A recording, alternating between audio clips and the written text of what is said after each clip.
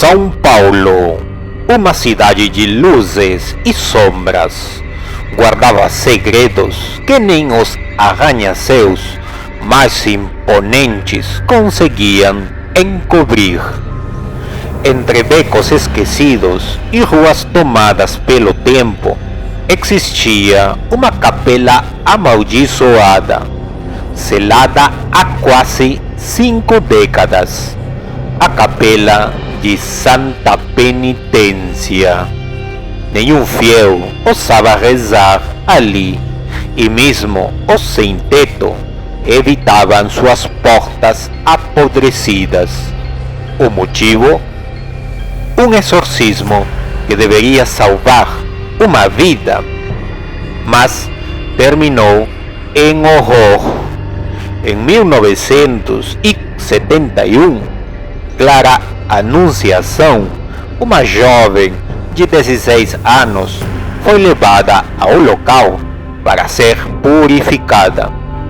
Mas, ao invés da salvação, apenas desespero emergiu de dentro de suas paredes. O padre Miguel, um homem devoto, encarou a força que se alojara dentro da menina. Mas, ao terceiro dia do ritual, algo aconteceu. Gritos de uma natureza impossível ecoaram pela madrugada. Testemunhas relataram ter visto sombras se contorcendo nos vitrais da igreja, mesmo sem luz lá dentro. Quando finalmente abriram as portas, Clara e o padre estavam irreconhecíveis. Seus corpos não haviam simplesmente morrido, haviam sido consumidos, as carnes marcadas com símbolos que ninguém soube decifrar. Após esse dia, a arquidiócese ordenou que a capela fosse lacrada. Nenhuma missa, nenhuma oração, apenas silêncio e um medo que jamais deixou a cidade. Décadas depois, um grupo de documentaristas decidiu reabrir o local. Eles buscavam a verdade por trás do caso que a igreja tentou apagar dos registros. Entre eles estava Lucas Meireles, um jornalista cético, conhecido por desmistificar lendas urbanas.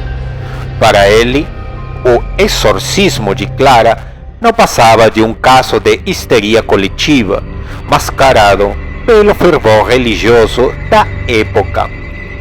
Demônios são apenas metáforas para o medo humano, disse, rindo, enquanto liderava sua equipe para dentro do edifício, esquecido pelo tempo. O chão rangia sob seus pés, e o cheiro de umidade misturava-se com algo mais, algo podre, como carne que nunca foi enterrada. Ao cruzarem a porta, o silêncio se tornou absoluto. O ar estava denso, pesado, como se algo invisível observasse cada um deles. As lanternas iluminaram o altar caído, coberto por marcas esculpidas em pedra, como se algo as tivesse arranhado com garras impossíveis. No fundo, uma lápide improvisada jazia quebrada, com um nome riscado a ferro: Clara Anunciação. Lucas sentiu um arrepio percorrer-lhe a espinha, mas ignorou. Apenas vandalismo antigo, murmurou. Mas então, um dos câmeras parou abruptamente. As velas apagadas começaram a queimar sozinhas, suas chamas azuladas tremeluzindo, como se um vento invisível as alimentasse. O ar tornou-se irrespirável.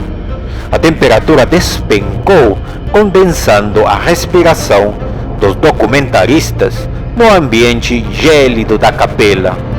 Um ruído baixo começou a emergir das paredes, um murmúrio incompreensível, como centenas de vozes sussurrando ao mesmo tempo.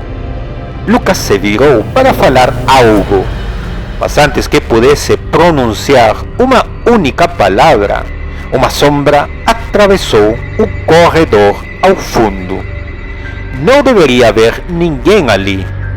Renata, uma das cinegrafistas, segurou a câmera com mãos trêmulas, filmando o espaço vazio onde um instante antes a escuridão se movera sozinha. Então o pânico começou.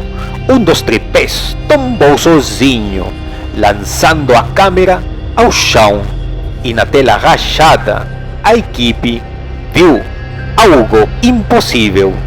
Em meio à granulação da gravação, uma mulher pálida os observava.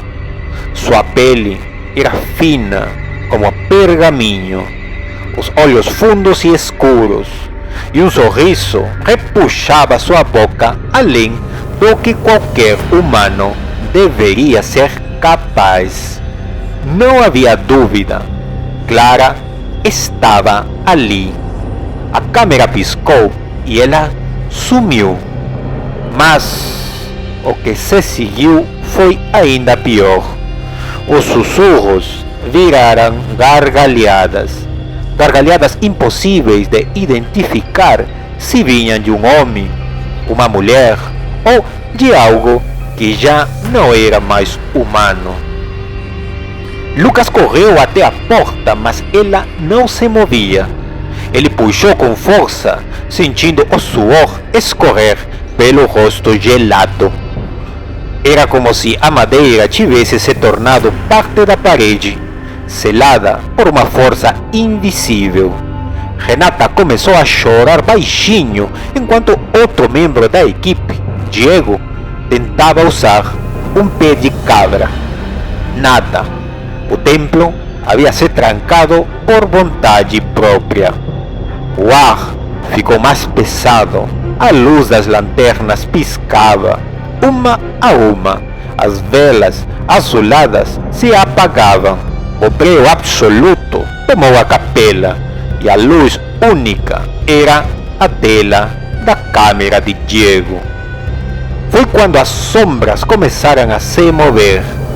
Elas se arrastavam pelo chão e pelas paredes, escalando o teto como se tivesse vida própria. Lucas ouviu um estalo e sentiu algo tocar seu ombro.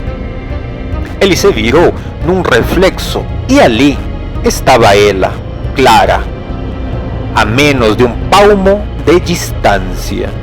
Seu rosto era um buraco negro de agonia, a pele costurada, com veias escuras pulsando em seu pescoço.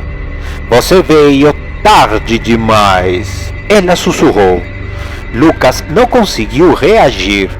Sentiu seu corpo travar enquanto uma mão invisível agarrava sua garganta. O tempo parou. Os gritos de Renata misturaram-se ao som da madeira se partindo, como se algo enorme rastejasse sob o chão da igreja. As câmeras captavam apenas distorções, flashes de algo movendo-se rápido demais para ser visto. Diego segurou um crucifixo no peito, murmurando preces que já não tinham mais poder ali. Lucas não conseguia respirar. Seus pés saíram do chão. Seu corpo foi erguido por mãos invisíveis. A última coisa que viu antes de perder a visão foi o teto da capela se abrindo em uma escuridão sem fim. Renata caiu no chão em convulsões. sua pele se rasgando como se algo tentasse sair de dentro dela. Diego correu até o altar, tentando invocar algo, qualquer coisa, para protegê-los. Mas as sombras tomaram conta da igreja, engolindo tudo. Um grito ecoou tão forte que as janelas explodiram para fora, lançando estilhaços na rua vazia. Mas ninguém viu, ninguém ouviu, porque para o mundo exterior, a capela de Santa Penitência nunca havia sido reaberta.